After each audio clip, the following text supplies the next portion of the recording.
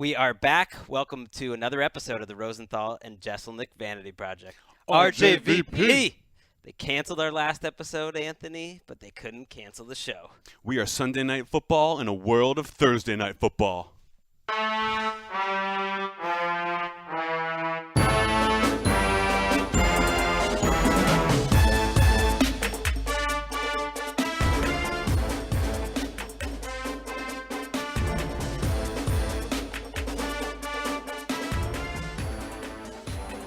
That's right, we're back. Thank you to all the listeners who were concerned and worried that we were taken off the air. Of course, episode 6 of the Rosenthal and Jeselnik Vanity Project. RJVP. Will never be heard, but it's cool. The NFL is letting us continue, and I think that's something to be celebrated. Yeah, and I'll say this, guys. It was nice to see people being concerned and being upset on Twitter, but it doesn't help our cause. Like, if you say, like, NFL, where's our RJVP? Yeah. We need it this week. Like, that just makes them want to bring us back less. So I appreciate it, but in the future, if these things happen, and they will happen, it's a guarantee, please just support us. You know what I mean? You can leave the NFL out of it. We know what we're doing. We know exactly what we're doing. Yeah, I would say the level, it's not like they're angry. I would say they're more just annoyed that it would have to happen. Yeah, I think confused. Confused and upset was like sounded about right to me, and that's fine. You know what I mean? We're the bad boys. We're the bad boys of the NFL Network, and these things are going to happen. A lot of chatter around the offices, people just wanting to know, like, what is the theme? What was the theme that got us in trouble? And I think just maybe saying the theme itself isn't necessarily that big a deal. Let me try and see if I can explain it in the simplest terms possible, because no one will ever hear this. It's been deleted. No one will ever hear this. But let me just try to explain to you guys. What we did was we kind of tried to edited because of course it was, and I think that that should give you a hint of what happened. And again, I think that's the best explanation we'll ever be able to have. But things are a little bit different on this episode of the Rosenthal and Jeselnik Vanity Project. RJVP. Come on, Sydney. I'm gotta sorry, jump in I'm there. so behind. By the way, I didn't even mention Sydney Carlson. That's what I was getting into. Oh, okay. I was talking. All right. Before Sydney interrupted with her incompetence. Brandon is not here today. Brandon, the producer, who was, I think, judging by Twitter, people talking about the show is the LVP. Wow. The least valuable player. People do not like it when he talks. And we got into a little bit of a kerfluffle, I guess, last episode. Nothing to do with the show being deleted, but Brandon and I had a little tension. I'm not going to say who won the battle, but I am here today. And Brandon is not.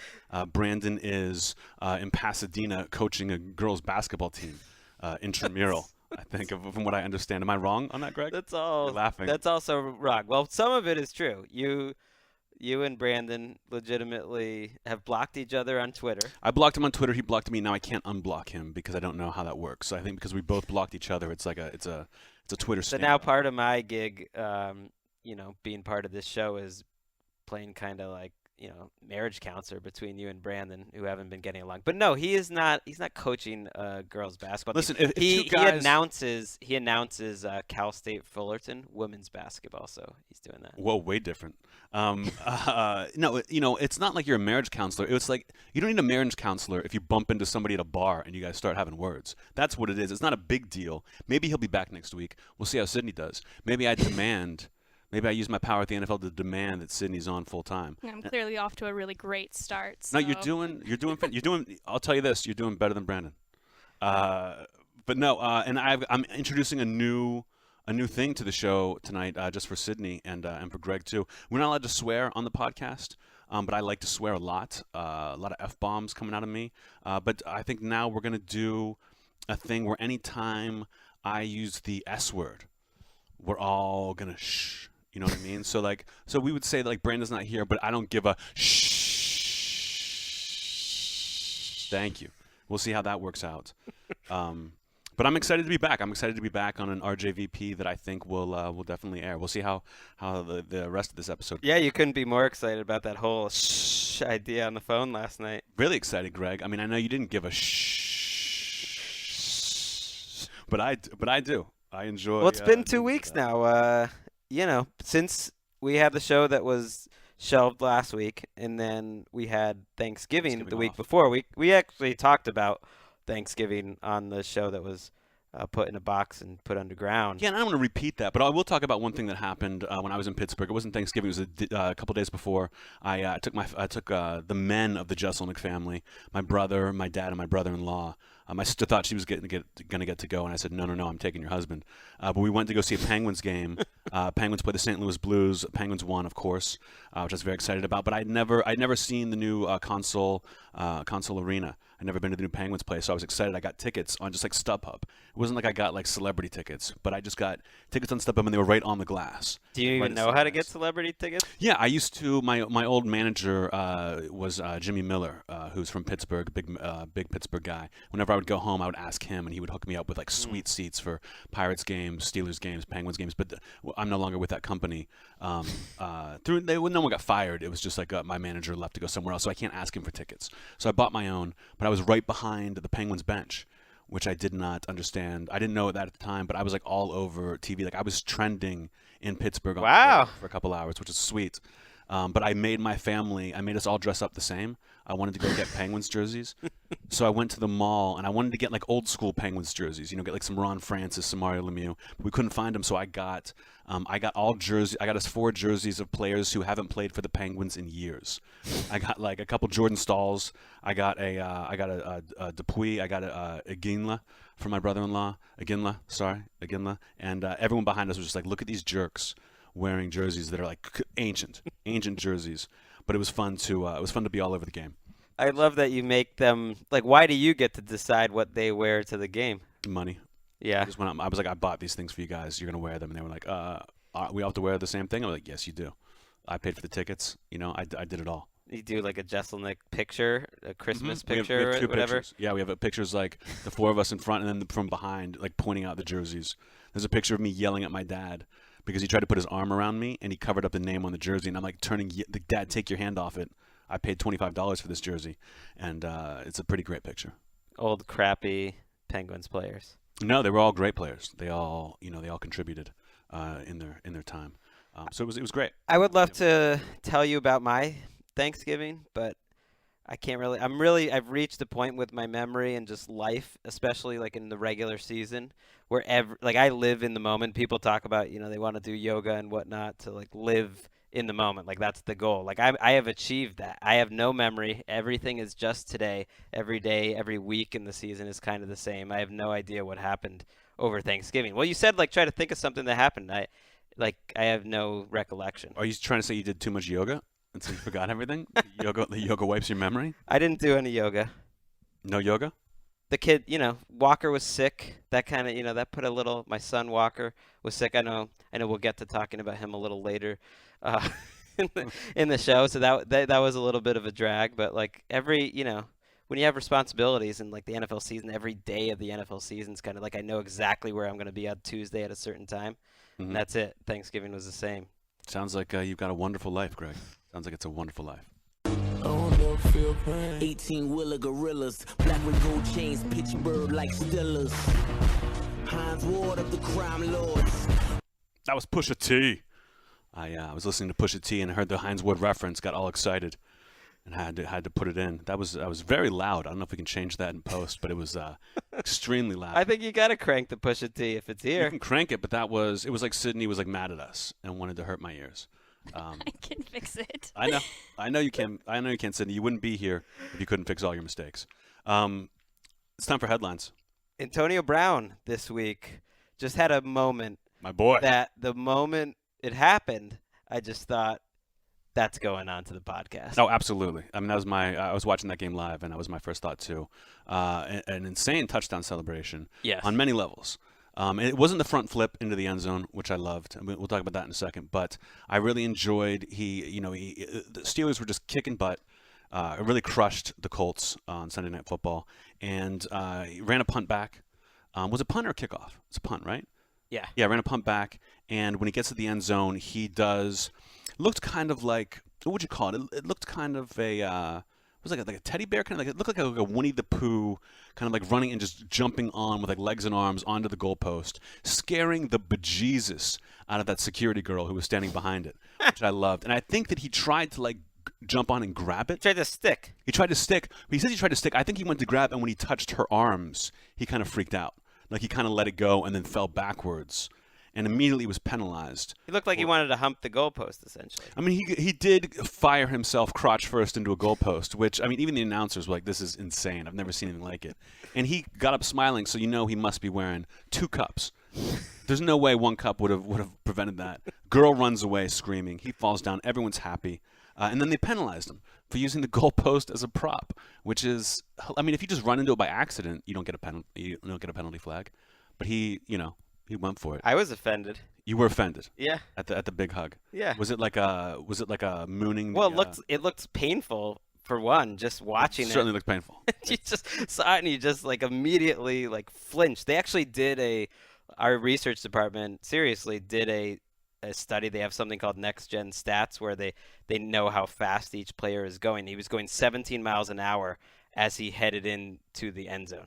So that's pretty much like a huge bike accident. You're going 17 miles an hour as you go into an end zone, and then suddenly you just stop going crotch first. Yeah, it was awesome. I mean, it was kind of like if you guys remember, if you guys are RJVP fanatics, you know I talked about what my touchdown celebration was the throat / gesture across my crotch. It was kind of like that for Antonio, and I love what Tomlin said about it. Because sometimes you get a flag and people are like, "Oh, you shouldn't be doing that." Tomlin said, "What do you want me to do? Not play him?" Which I love. When they asked him about the front flip into the end zone, Tomlin just said, "Awesome play, 6 celebration, move on." Like when your coach backs you on that, it's great. And this was, Greg, this was the moment for me. I know we've talked about whether I was going to get another Hines Ward jersey or a Brown jersey. My brother's getting me a birthday present, and I went with yesterday. I thought about it, and I'm going with the Brown jersey. Wow. Because of this. That's big, despite Hines Ward's placement in the Pusha T song. I mean, I have a Hines Ward jersey, an older one. It doesn't fit me as well. It's a little too big. You know, it was one of those, like an ex got it for me, and it was like they didn't know what the hell they were doing. But I'm still, Hines Ward's my boy, but I want to live in the present as if I did yoga. You know, like you were saying. And so I'm all about Antonio Brown now, getting the jersey. That wasn't the only celebration that really caught my eye. I really enjoyed this week. Edited because Greg wasn't funny. Special teams players celebrate everything they do. They go crazy. They only field for like 10 seconds every like 45 minutes on the field. They celebrate everything. Special teams players celebrate. That's gonna make a show. I am Fee-Fi-Fo from the Giant, the best thing out of Pittsburgh since Clemente with the Pirates. I tell them this middle finger sign for silence. That was Mac Miller, another Pittsburgh reference from a Pittsburgh rapper. And now I've got to say something. New rule from the NFL this week. I thought they would come down on us for content after last week, but they did not. Their new rule is, Greg, you want to tell me what you told me yesterday? Yeah, the new rule is that we can no longer use the songs that we use as interstitials between each headline, except we can use 2 songs. But that's it. And in fact, initially there was a very serious meeting where the head of the podcast department told me we can now only use 1 song, 1 10-second clip, 1 time ever, and that's it per show. So you get 10 seconds per show of songs like Mac Miller or Pusha T. It was then, I don't know what happened. I think they're just making things up. But a day or 2 later, Sydney, you've been involved in these meetings too. A day or 2 later, we did get the word we can now use 2 songs, 10 seconds. That's it for the whole show. And see, these are the kind of rules that really bother me. You know, I was okay with the NFL, erasing all of last week's podcast because I understood why. I mean, it wasn't an issue for me. But this kind of rule, this 2-song rule, is one of those arbitrary rules that networks give me a lot that I cannot stand because there's no reason for it. They just picked the number 2 out and they just gave that to us. It could have been 6. They could have given us 100 if they wanted to. So I'm going to reject this, Greg. Wow. I'm rejecting the rule. I'm gonna bite the hand that feeds me here. And I'm going to keep on playing hip-hop, top shelf hip-hop, my favorite songs from today. And I'm even going to go back. I'm going to go back, maybe 20 years with some classic with some classic hip-hop jams as we keep going. So maybe this is our last episode because of this. I don't think so. I think the copyrights are going to be okay. But let's just let's talk about the next story. It would be really disappointing, and that is what's called a professional tease, ladies and gentlemen. I mean, people are now really waiting for that high-shelf hip-hop that's going to be coming up now after all of these headlines. But it would be kind of sad, though, after doing the show last week and they shut that down, like if just these songs were the reason we can't continue. This is a hill I'm willing to die on. Okay. Because it's such an arbitrary rule. It makes me sick. It makes me want to puke. So I'm going to completely ignore it, and we're going to keep on playing hip hop. Sydney's got my back. Sydney's going to play all my jams. But let's talk about this next headline. We could be taking down Sydney with us, which I'm willing to accept. Kirk Cousins this week lost that Monday Night Football game. It was very exciting at the end. Redskins Cowboys. Kirk Cousins, if you don't know, very positive guy. With no reason to be positive. Zero reason. It's gotten him pretty far in life. He's the starting quarterback of the Washington Redskins. And he had a post-game press conference that really tickled my fancy. I love that question because you're thinking positive, and that's the way we need to think around here. It's a results-based business. The result wasn't what we wanted, but the process, we did some good things. We can build on that, and we can start to create something long-term that could be pretty special if we continue to find ways to just keep playing and give great effort. So I appreciate that question. Thank you for staying positive. I cannot stand when quarterbacks don't act like quarterbacks. Kirk Cousins sounds like a divorced dad who's trying to trying to make Christmas okay for his kids, even though he couldn't buy them any presents. They're just sitting around like an old Christmas tree. But like, guys, isn't this great? We're a family. We're together. Like, look at this. He should have been fired on the spot. Well, so should have the person who asked the question, who prefaced it by saying, I know that's a tough game for you, but when you're in hard times like these, like, do you find something positive? That person should have their press credentials removed. That's the most ridiculous Homer sort of question ever. And for a player to call you out twice in an answer and say how much they appreciate that particular question, like, that is the last thing you would ever want to hear. No. If you're a reporter. No. Unless the reporter raises his hand and said, actually, Kirk, you know what? The refs were wrong. You actually won that game, and it's going to go in the record books as a W. Then he can be as excited as he was about that question. You just lost to the worst team in the NFL. At home. At home. Could have been in first place. He reminds me a lot of Andy Dalton on and off the field. We talked about Andy Dalton's reaction to J.J. Watt about a month ago and how much that annoyed us. And Kirk Cousins has a lot of similarities. He's actually a likable guy. I read this piece on the MMQB by Robert Klemko about him. A very likable guy, but totally exactly what you say. Like a guy, there's no way that the rest of his teammates are watching that press conference and thinking, that's our leader. He's a guy who absolutely wants it too much. Like, when the article really let it know that, like, he just wants to be so good that he's the one he's gripping the ball too tight at the end of the game. And I mean, you can hear it with that answer. Yeah, absolutely. I'm not a Kirk Cousins fan. NFL, never can tell. School's in session, ding ding with the bell. It's all good, baby, baby. Not even going to tell you who that was. But if you don't know who that was, Shazam it, because that's classic hip-hop. A lot of people have been asking for a list of the songs that we play. No, we're not going to do that. That's too much work. Yeah, figure it out yourself. Honestly, if you don't know that song, just throw away your record collection. Throw away your computer, because you're not a music fan. We're bringing it back old school. Old school. And we're bringing it back with the classics. And just to hear a song like that in 2015, again, it's awesome. I used it because it referenced the NFL. And I'll give you a hint, Sugar Hill Gang. All right, next headline, Greg. I like when you just say next headline, Greg, as if I'm not going to just start talking. The Bills, the Buffalo Bills this week, and their fans are back in the news. Every week. Really, my favorite running subplot of the 2015 season is the amazing work being done by Deadspin.com and the intrepid fans in the Buffalo Bills parking lot and stands every game. Now, for a lot of listeners, you might not know what I'm talking about.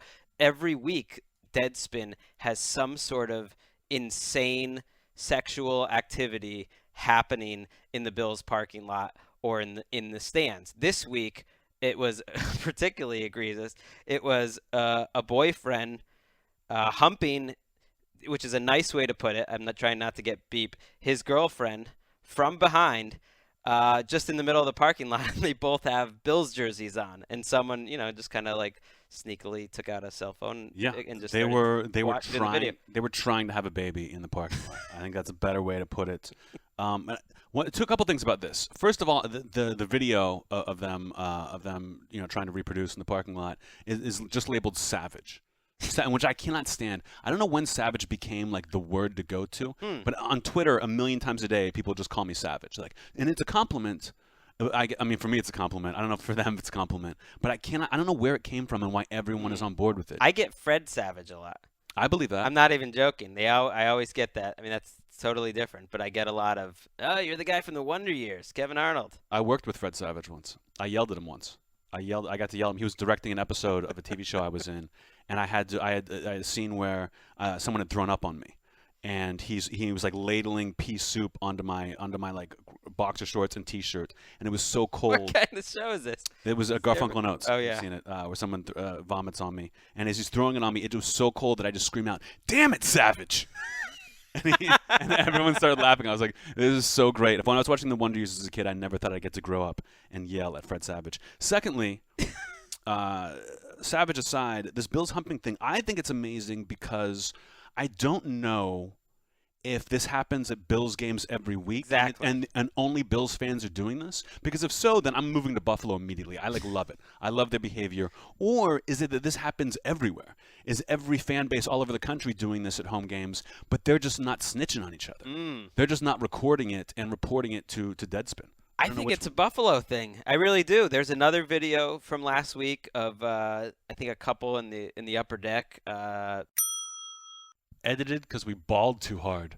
What is going on in northern New York, western New York rather? I mean, it's an amazing thing. It makes me respect the Bills fan base for whatever reason a lot more. That they've got a little more edge and a lot more going on than I used to think. I don't know how much I respect them, but to me they remind me, and I enjoy them. But to me, they seem like freshmen in college who like just got through orientation. They're like all excited they get to hook up without their parents around, and they're like all taking pictures and banging on each other's doors. And we were trying to make out. I think that's hilarious. I just wish they'd stop narking on each other. I think it may be something too. Buffalo doesn't get a lot of press as fans or just in general, and it's maybe like once one or two hit Deadspin, everyone was just like, this is our ticket. This is our ticket to get Buffalo on the map. Like, people don't really know what to think when they think of Buffalo other than cold or buffalo wings, and now it's copulating in the parking lot. And choke slamming people through tables.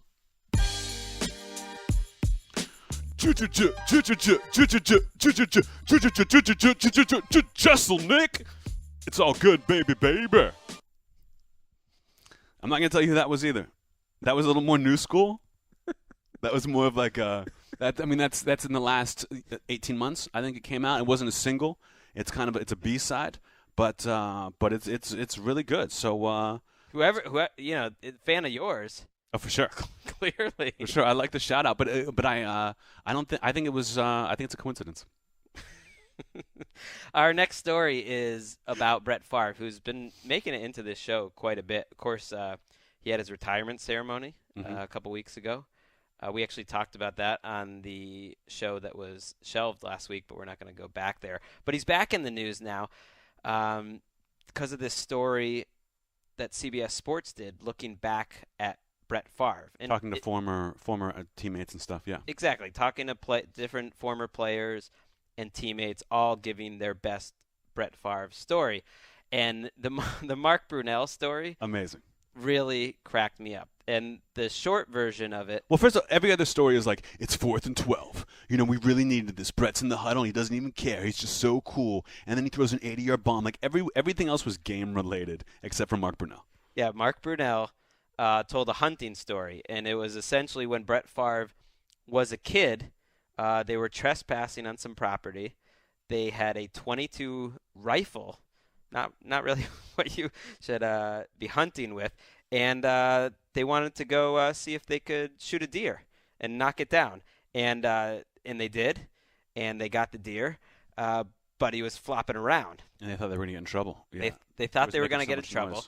Yeah. because the deer's making a lot of sounds. That's what happens when you shoot them with, 22s. 22 rifle as a kid. And so they figured the only way to kill the deer would be to drown him in a puddle. Yeah, a live deer who's been shot several times with a 22. They took its antlers and they drowned it. It took a while. And Brett's describing the gurgling sounds and the bubbles come up until they finally kills it. And that's a horrifying story. That is, if you told me that, Greg, we would probably not be friends anymore. That's Right. such a horrifying My story. mom, who has not enjoyed the animal cruelty parts of this podcast, is not going to find that story amusing at all. No one does. But except Brett Favre and Mark Brunell. Mark Brunell just kept saying, it was hilarious. We were all cracking up over lunch. We just can't get enough of this story where he tortured a deer to death. he said, yeah, the way he told that story, we were crying, laughing. It was gut ache type of laughing. He's like, I'll probably get in trouble for this, but it's one of the funniest stories I've ever heard. And there's been no blood. We're like the first people to talk about it. It's insane. It's insane. Well, the other part of the stories that cracked me up was the one, I think it was Ty Detmer, or was it Coy Detmer? I mistake my Detmers. I know, Sydney, you're probably a fan of the Detmers. I am a fan of Ty. I don't know much about Coy. Sydney is a BYU grad. I know. And so is Ty Detmer, I believe. And Heisman winner. She didn't tell me she's a BYU grad. I can just assume by the way that you're handling your duties. Okay. Well, hopefully that's a good thing. I'll leave it up to you. All right. What'd you major in? Broadcast journalism. Ooh. What'd you minor in? Not that? Communications, I guess. I guess wrong. Detmer was telling the story about how one day during minicamp season, like, they could not find Brett Favre. They're like, they don't know where he is. They start practice, and then all of a sudden, in the middle of practice, like, Brett Favre just like runs onto the field, like his uniform's on kind of wrong, his hair's all messed up, and he's smelling like alcohol. He smells like liquor, and they're all just like, "Oh, that Brett." Oh, that Brett. Like, imagine if that's so much worse than Johnny Manziel being out at a club and then lying about it to his team. But they're just like, oh, that crazy alcoholic Brett Favre. Yeah, things have changed. Things have changed.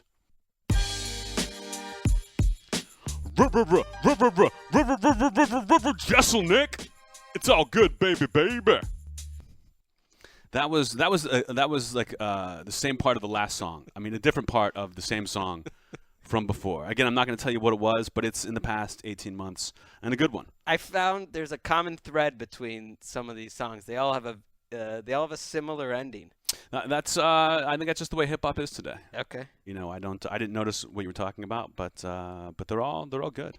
Bill Belichick in the news this week, just for a funny picture that came up, and basically it turned into a GIF and a meme and all that stuff of him addressing the NFL's only female official, Sarah Thomas. It's a great picture. On the sideline. And he's essentially in some sort of discussion with her where he's talking about the rules, but when the picture is snapped, Bill Belichick basically just has his arms around Sarah. Like around her shoulders, as if they're like drunk at a bar and he's like trying to make his move. Like the picture looks bad.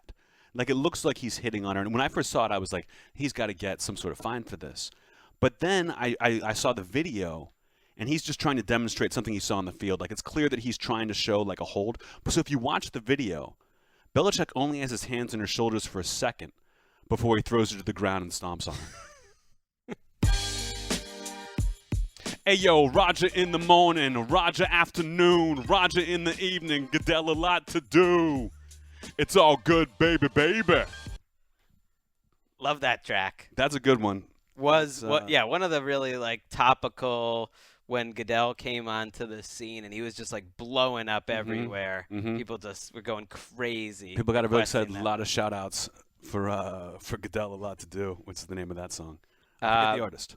The Green Bay Packers this week, there was a report that they chose not to sign a player, Alonzo Harris, because they were worried that he would be a bad influence on his buddy, Eddie Lacy. Now, for a little backstory, Eddie Lacy was benched for the Thanksgiving game. He's had problems with his weight this year. He's now had problems with being tardy There's been some rumors about substance abuse and things like that. And so the Packers basically, it cost this guy a job, essentially, that he was a friend of Eddie Lacy, because they were just like, no, we don't want this guy around Eddie Lacy. It got me thinking, Anthony, what friend has been the worst influence on you? You know, that's a good question. First, I wanted to talk about this for a second. I like when teams do this. I like the Steelers would do it all the time. The Steelers got rid of Plexico because he was becoming good friends with Ben, and they would write up plays for each other and stuff. And they were like, we got to get this idiot out of here, get him to New York. Got rid of LeGarrette Blount after he was caught smoking with Le'Veon Bell in the car. And they wanted to driving around on the day they had to get. They wanted to save Le'Veon. So I like when teams do this. Worst influence on me, I think, is not applicable. Because I'm the bad influence. I'm always the one. If I was going to have one bad influence on me, I would say in college, you were the bad influence. Yes. Because you weren't as bad as I was. You were pretty close. We kind of did the same things. We had the same, if someone had followed us around for 4 years, we would have been charged with the exact same crimes. But you had in some cases. Yes, that's true. But you had a car and more money than me. So if it wasn't for you, I would have been like a little angel, just studying. But because you were like, let's go, Please. I'm buying and I'm driving, then it was all good. Who do you think was the worst influence on you? Well, you would be the obvious answer. I actually think our friend Mike Valdez-Fowley from college, Tulane, because he also had a car, but he really didn't care about drunk driving. I mean, everyone. Mike never had a car. Oh, that's right. Maybe I'm thinking of one particular time. But I think it was the three of us were really good friends. But I think no matter what we did, me and you, that was not the best idea. There was an air of frivolity, of fun to it, and Mike had some menace behind everything, a little bit of darkness that added something to that. I like your answer so much. I want to change mine to Mike Valdez-Fowley, because Mike who's now a PR master. He's top of the world of PR. So he could talk you into things. He would come up and be like, guys, let's go out drinking. Right, no, I've got a final in an hour. And he would talk you into it. He would do this. He would find some way to do it where you would be following him out and I don't want to do this. Yeah. But I'm doing it because Mike made us. He would sell you on the best idea to ruin your life. Mm-hmm. My name is Anthony, and I'm here to say I'm the world's greatest rapper in a major way. It's all good, baby, baby. I'm not gonna lie, that was me. I was gonna say. I mean, well, that was just you. Wow. That was actually me. Yeah, I had them play it. I went back.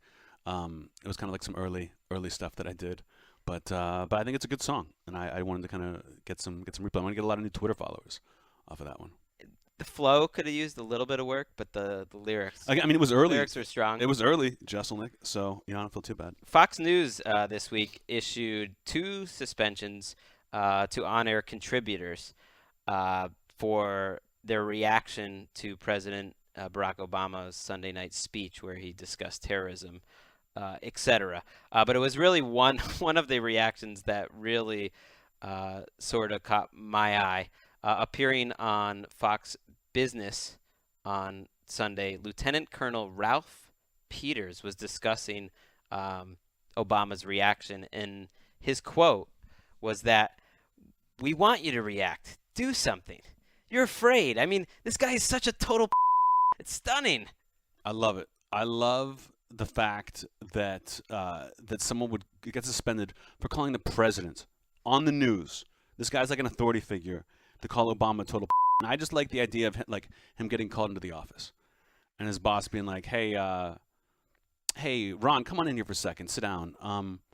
Hey, I was listening to the show. Did you call the commander-in-chief a total like we're on the 8th grade playground right now? Well, yeah. Did you hear the speech? I mean, that guy is unbelievable. Did you listen to the speech? Yeah, I don't mind so much your problem with the speech. It's the language that you used, Greg. It seemed. I mean, do you see anything wrong with using the phrase "a total"? Edited because this is America. Gone for a week for calling Obama a total. And it's worth it. It's like me playing these hip hop songs. I'm gonna get in trouble for sure for violating the league's mandate, but I don't care because it's worth it. You know what I mean? It's worth it. It's kind of a boss move. Like I'll say this, maybe this will get cut out. In England, when you get sentenced to prison, what you do in that sentencing kind of paves the way for how you're going to be treated in prison. So if you cry during sentencing, when you get to jail, they all know you cried and they make fun of you for having cried. But if you like say something badass, then you're like king. So this one guy a couple of years ago, the judge sentenced him to 5 years in prison, and he goes, 5 years? I can do that spinning on my and they gave him 10 years. But when he got to prison, he was like a god. Like they all loved him. They all loved him. I doubt so many parts of that story. I don't know if we can use it, but we should. Catch me at the hula hands, at the bar with my super fans. Room for one more if we cut off all our hands. Don't need fingers when we still have all our glands. It's all good, baby, baby. Wow. Yeah, that was a good one. It's almost like the NFL. I don't know. Maybe we should follow their edicts and only play 2 songs, because I don't know if America can handle this type of heat. I mean, that's a one song. episode. This much fire. If you want to hear the rest of that song, it's called "Catch Me at the Hula Hands." It's a big hit. I play it a lot when I'm at the gym. Catch Me at the Hula Hands. I forget the artist, but he is great. Kaitlyn Jenner this week. We saw this story. Brandon sends us the stories a lot of times of some things we should look at. This one seemed a little curious as an option, but we're gonna attack it anyways. Kaitlyn Jenner gave her daughter Kylie the most awkward present you could possibly imagine. It was a set of underwear, with prints of Kaitlyn's face on the underwear. Yeah, I heard about this. I was upset. I didn't know those existed. You could get underwear with Kaitlyn Jenner's face on them. And I can't believe how much time I've wasted in my own life hand drawing Kaitlyn Jenner on all of my underwear. And the worst part, Greg, I mean, it takes hours. I don't use a stencil. I hand draw them every time, so they look a little different. But you're a terrible artist, too. Terrible. I don't know why I even thought I could do it. But when Bruce Jenner made the announcement that he was transgender and was going to become Kaitlyn, I stupidly gave away all of my underwear with Bruce Jenner's face on it. And I could have just changed, you know what I mean? I could have just drawn hair on it. Right. And like lipstick. Would have been so easy. Yeah, now I look like an idiot.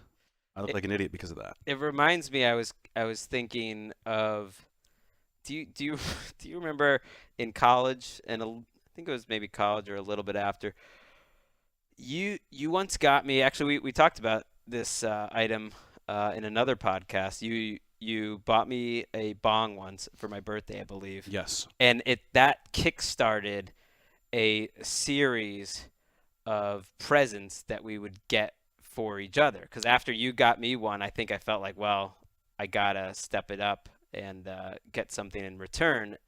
And so like every birthday we would get each other a nice present, and it lasted for like 3 or 4 years.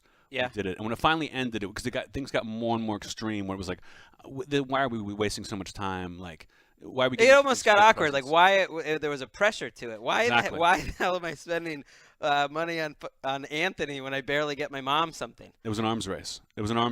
I kicked it off with the bong, and then do you remember? I remember 2 other gifts that I got you, but I can't remember more than that. I can't remember anything.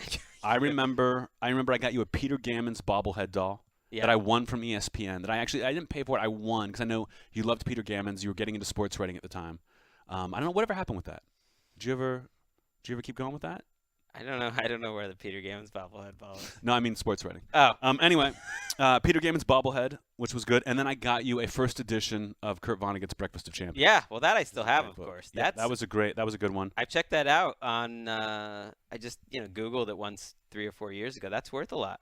Do you remember any of the gifts you got me? No. I remember one. They're probably terrible. I remember one, which I loved. I still have the Mario Lemieux jersey. When Lemieux came back, our senior year of college, Lemieux decided he was coming back, and as soon as he did, you ordered it. And I think I got it in time for the playoffs.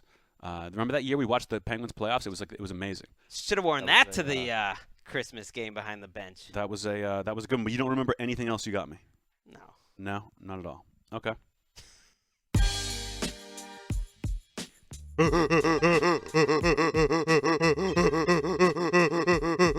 It's all good, baby, baby. That was the Fat Boys.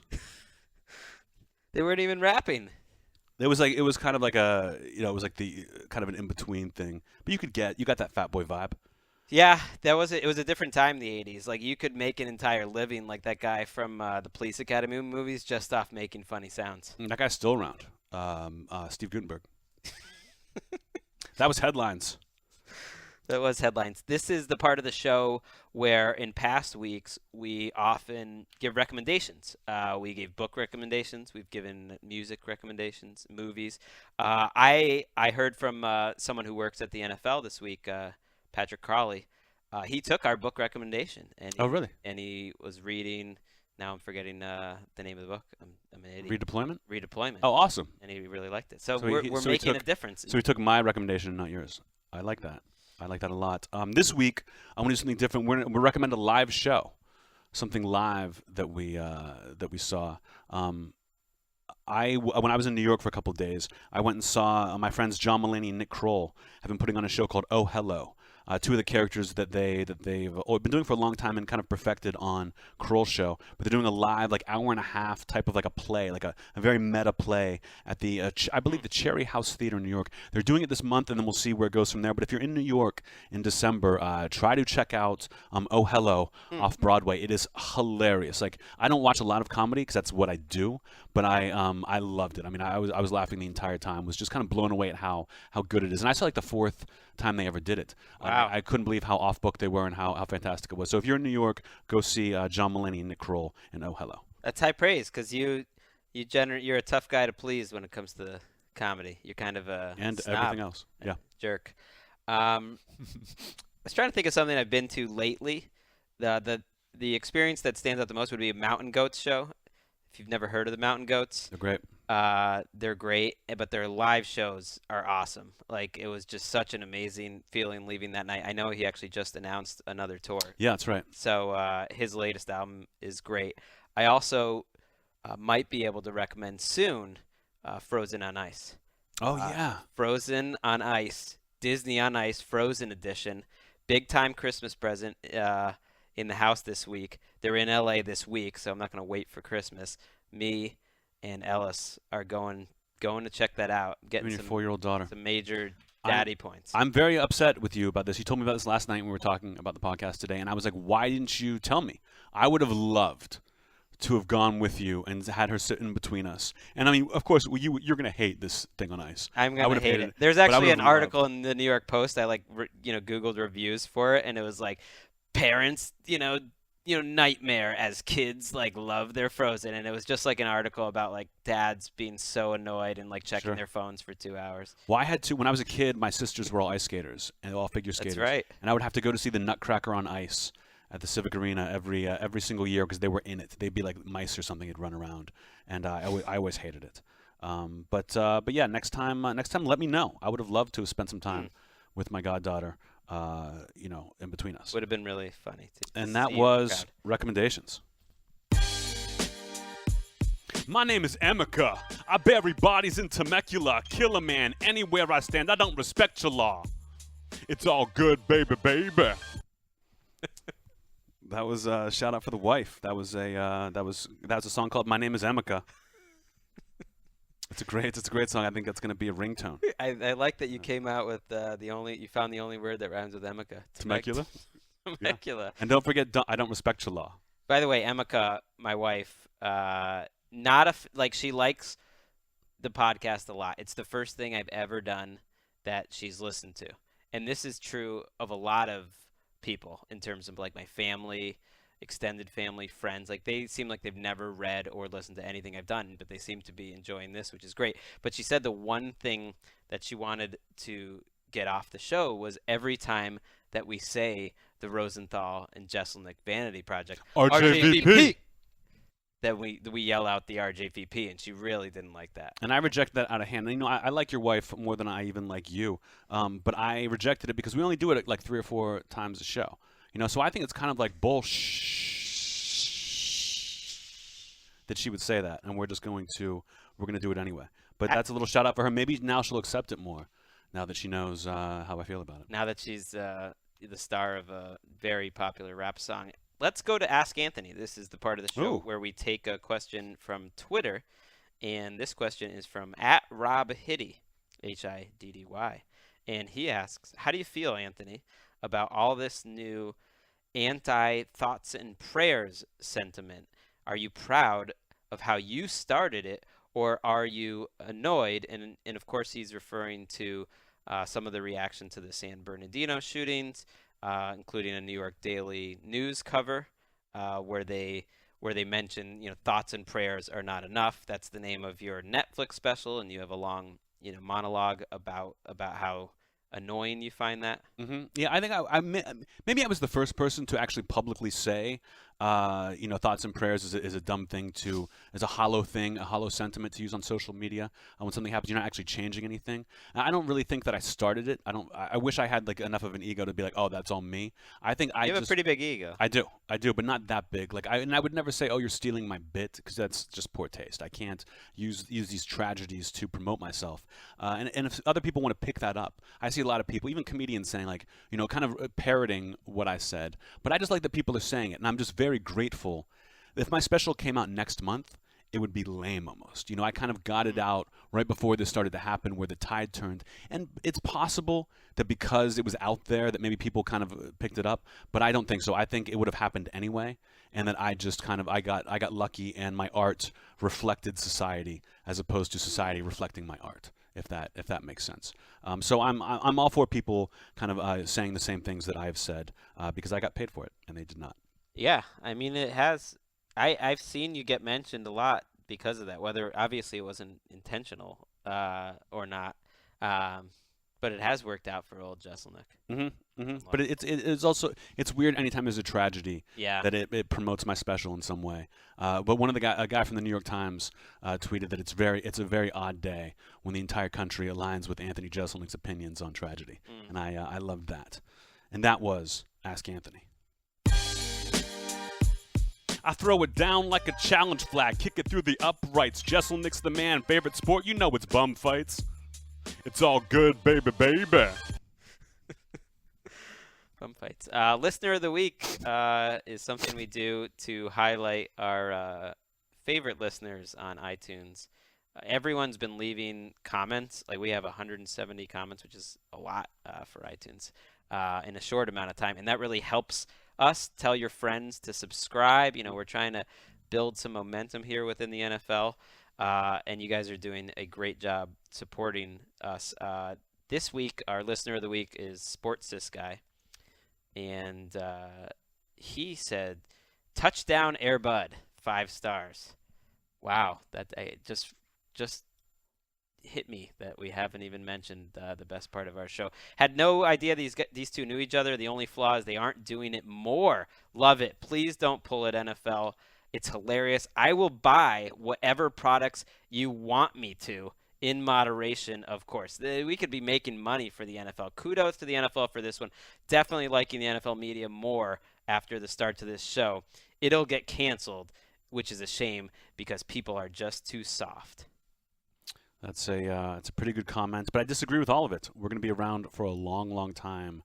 You can't kill me. Touchdown, Air Bud. Can't stop me.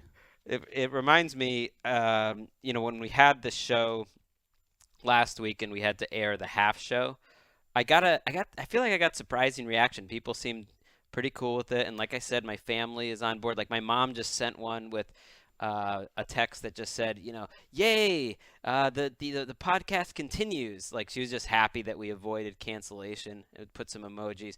I also got one from my uncle David Milner, which I found interesting, and he says, "Loved your quick retort to Anthony about feeling bad about the current show's cancellation. Quote, I'm more of a normal person.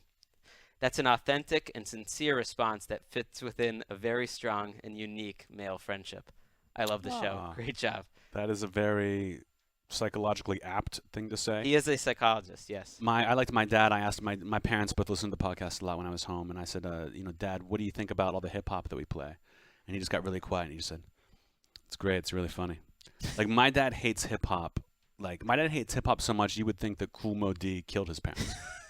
That's how much he hates. On a level that I can't even understand. It's ridiculous. Kool Moe Dee is a jerk. Never Never doubt that man. Okay, I didn't know that, but all right. A little less conversation, a little more action, please.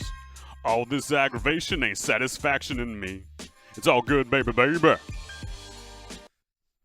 That was a remix. That Elvis wasn't Presley. even a rap song. It was Elvis Presley Okay. with a hip hop beat. It was from an Apple commercial that I enjoyed.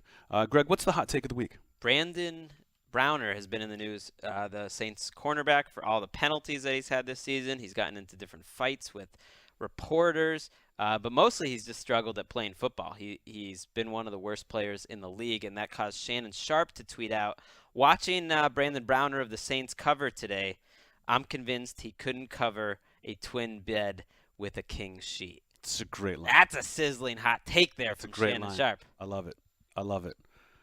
He couldn't hit water if he fell out of a boat. You know what I mean? It's one of those kind of things that I love those. I love those kind of comments. Those are great. That's a great hot take. Brandon Browner responded, it's easy to talk with fake teeth, back to Shannon Sharp, which was solid. It's not bad, but it's actually not that easy to talk with fake teeth. If you ever put in fake teeth, it's tough. You know, your tongue's not used to it. You gotta move around a little bit. I kind of disagree, but Shannon came back like a man. Just said, just play better football, basically. I mean, that's true. Brandon Browner is the least likable, worst free agent signing of this NFL season. The Patriots had a chance to just keep him. He wouldn't have been a free agent. He had an option in his contract, and they decided not to keep him. And everyone, all offseason, oh, what are you guys going to do without Brandon Browner? They're going to be in trouble. And it's another reminder, if Bill Belichick doesn't want your players, maybe you shouldn't want them either. That's a good hot take, Greg. I go for 2 points every time. Stop on every dime. Jeselnik's your uncle. Let's do stuff in my sleeping bag. It's all good, baby, baby. Oh, it's a good one. I like when they name drop me. I love it. That was a great song. That's an air of darkness to that one a little bit, like a surprising twist at the end. You don't think he's gonna get in the sleeping bag. I think that's why they name dropped me, because they knew it was kind of it had that twist. Well, we're at America's favorite part of the show. Predictions. The predictions. And this is a new segment. We haven't repeated one yet. I like this. It's called Friendly Wager. And I thought, since we're friends, we're best friends. We're friends. Best friends. We're friends. Best friends. If I was just your friend and not your best friend, I wouldn't put up with the parking situation here at the NFL Network. Best friends. And I thought, so let's just do a friendly wager. Let's go back and forth. Let's pick 3 or 4 games and just give me your prediction and then have like a friendly wager. You know what I mean? You go ahead. You start, Greg. Okay. I think the Bucs are going to take care of business this week. They're going to beat the Saints. Jameis Winston is playing really well, and I'll make a friendly wager. If the Bucs don't do that, you can come over and Emeka will cook you dinner. We'll have a nice little time. Okay, so if you're wrong, then you guys will have me over for dinner, and your wife will cook for me. That's a nice friendly wager. I've got one. Steelers over Bengals. Steelers over Bengals for sure. This is a must-win for us, even though we're in Cincinnati. It's going to be a tough game. But I tell you what, friendly wager, if I'm wrong, if the Steelers don't beat the Bengals in Cincy, I'll kill a box of turtles. No more than 20, no fewer than a dozen turtles in a cardboard box. I will set it on fire and kick it around for a while until those little jerks wish they were dead, which they will be right after they wish it. And then I'll gain their turtle power. That's my friendly wager. So that's if the Steelers lose. If they lose. Okay. Yeah. Okay, that seems fair. But I think they're going to win. No, that seems fair. The Bills going to Philadelphia this week. Big LaShawn McCoy reunion. Said he wouldn't. A lot of passion. Wouldn't shake Chip Kelly's hand, even if Chip offered it. But he's not going to need to, because he's going to drop 175 yards, and his play is going to do the talking. And the Bills are going to win this game. And if they don't, then this is a year that I'm not going to get you like we used to get these great presents, but your birthday's right before Christmas, so it kind of gets ignored a lot, I would say. It's just a few days before. And this year, we'll make sure, we'll get you something. Nothing big, but we'll get you something nice for your birthday, so it doesn't just kind of like slip through the cracks once again. Thank you, Greg. That's nice. I hope you're wrong so that I get a nice birthday present from you. December 22nd, if you guys are wondering. My next pick, I'm going to predict Titans over Jets. Okay, a friendly wager. Titans will beat the Jets in New York. I'm so confident that if they don't, if the Jets somehow pull out this game against a team that is much worse than they are in their own building, I will eat my grandpa's war medals. One by one, starting with the most difficult to earn and then going all the way to his Purple Heart. I will eat them. I will eat them and then defecate onto JFK's eternal flame. Friendly wager. Friendly wager. Yeah, that's what I'll do. That seems dramatic. Let's talk Broncos Raiders. Okay. Big game. It's my upset pick of the week. You got the Raiders over Broncos? I do. Oh, that's so cool. I think the Raiders are gonna go in there, and I think they're gonna take care of business. And I just think like Brock Osweiler's due for a bad game. And if he plays well and the Broncos do win, I don't really know what to get you at some point. But I think just my friendship is something that's important to you, and so I'll keep giving you that. Like I'll continue to host this show. But if the Raiders do win, you're going to take it away? Yeah. Okay. That's that doesn't seem like a friendly wager. That seems almost like a threat to me. But I'm just gonna keep going with a bit as if you committed to it as much as I did. I'm gonna say Carolina over Atlanta. Friendly wager. The Panthers will continue their undefeated one-loss season at home against the lowly Falcons. But if they don't win, friendly wager, I will track down and destroy every single copy of The Wizard of Oz. DVD, VHS, film print, I don't care. I'm going to find them, collect them, and destroy them so that no one ever has to watch that hack-ass craptacular ever again. It's a bad movie, full of wildly inaccurate science and anti-Semitism, and I will destroy them faster than you can tap your heels together 3 times and say, oh, shh.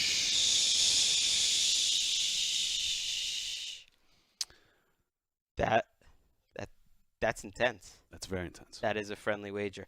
All right, finally, Patriots-Texans this week. Patriots going to Houston. I think they're going to get back on the winning track. Patriots, that is. They lost a couple games in a row. Feel very confident that they can figure out a way to stop a Brian Hoyer-led offense. And we'll make a friendly wager. You moved into your apartment recently, so I'll get you a nice housewarming gift. Okay, like what? What would you get me? Like a book, I guess, could be a housewarming gift. Okay. Maybe some artwork or something like that. Yeah. From my grandfather. It's like a bath mat. Yeah. I would love it. One of your grandfather's paintings, which you've never given me, even though you've given it to ex-girlfriends who you don't even care about anymore. My last one, friendly wager here: Bears over Redskins. I think that's a lock for me. Friendly wager, just for fun. I mean, I'm sure the Bears are going to win. I can smell the W. But if they don't, just for fun, I will ghost ride my car into a grocery store.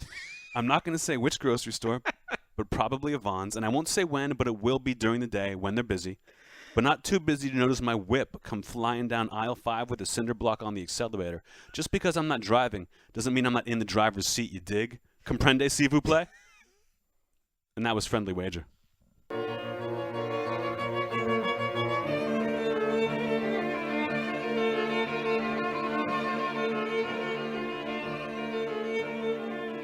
That was Dean Rosenthal, Gregg's older brother, a composer in his own right.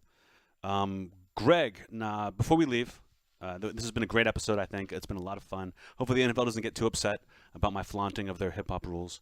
But before we go, we didn't really talk about that much about it. How are my godchildren? How are your son and daughter, Walker and Ellis? Well, one part of Thanksgiving that I wanted to tell you about was, like, at one point, I'm with my mother-in-law, and the kids are...